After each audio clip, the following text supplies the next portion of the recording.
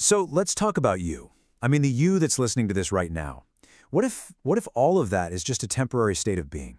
Today, we are venturing into the beyond, and we're going to explore a future where the lines between us, machines, and even consciousness itself just start to dissolve. So let's just start with this question right here, because it really gets to the heart of everything we're talking about today. I mean, do you think of yourself as this solid, permanent thing? The reality, well, it might be way more fluid than you think. What if our bodies are just a pattern, a design that's constantly being rewritten? You know, getting your head around that is the very first step to figuring out what could possibly come next. Okay, so to even begin to understand where we might be headed, we first have to get a handle on what we are right now. Let's dig into the biological reality of our ever-changing selves and this idea of our bodies as decaying pixels. Think about it for a second. You look in the mirror and you see the same person you saw yesterday, right? But underneath the surface, wow, there is a relentless process of breakdown and replacement happening every single second. You're basically a marvel of controlled chaos.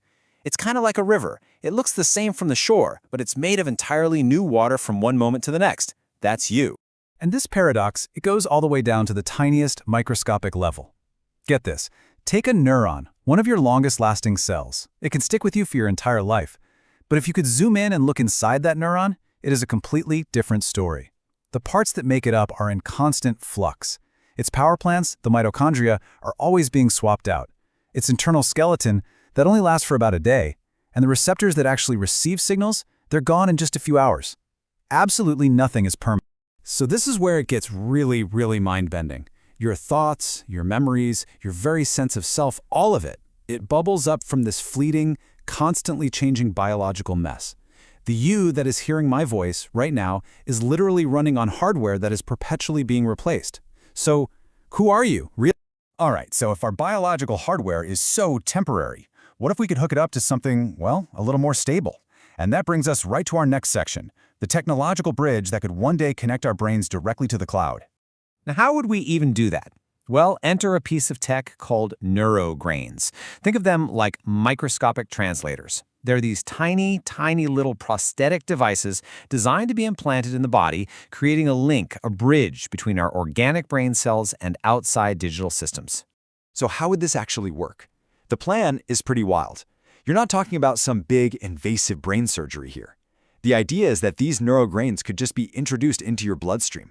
And then your body's own circulatory system, your own plumbing, would do all the work, delivering them right to the brain and forging a connection between our neocortex, the part responsible for all our higher thought, and the cloud. But why? Why on earth would we do this? Well, the goal is, honestly, it's monumental. The idea is to completely transcend our biological limits. Imagine freeing your consciousness from the physical confines of your skull so it can process information on a faster, way more durable, non-biological platform. It would be the ultimate hardware upgrade. And this right here brings us to our final and maybe our most provocative section. Because if we can connect our minds to the cloud, what happens when the cloud starts creating minds of its own? Let's talk about the potential rise of the replicants. And this isn't some far-off sci-fi fantasy, by the way. The groundwork is being laid right now. You see it every day. The advanced AI models that we have, often called transformers, are getting scarily good at imitating human creativity. Our voices, our art, our style of writing, they're learning to play our game. The source material we're looking at today actually gives these things a name, replicants. And these aren't just tools that copy us. No, these are defined as artificial entities living in digital spaces that are starting to step into territory that we once thought was exclusively human. Now, to be clear, for now, they're limited. They're missing the key ingredients that we consider essential to being, well, us. They have no real self-awareness, no genuine emotion, and they don't really have a deep well of experiences to draw from. Right now, they're just incredibly sophisticated mimics. But, and this is a huge but, that is not where the story ends. The prediction is pretty clear. Advances in technology will almost certainly overcome these limitations. It's going to give these replicants a vitality, a variety that could make them totally indistinguishable from us. Or maybe something else entirely. Which, of course, brings up a massive, massive question. As this technology just rockets forward, who's in charge? Who gets to decide how these things are made and what they're used for? It's a question we probably need to start talking about, like, yesterday. And that's where we're going to leave it, with the ultimate question. Could these replicants finally cross that last frontier and become truly conscious, dreaming the way that we do? Or could they become a perfect double, a copy that has its very own hidden agenda?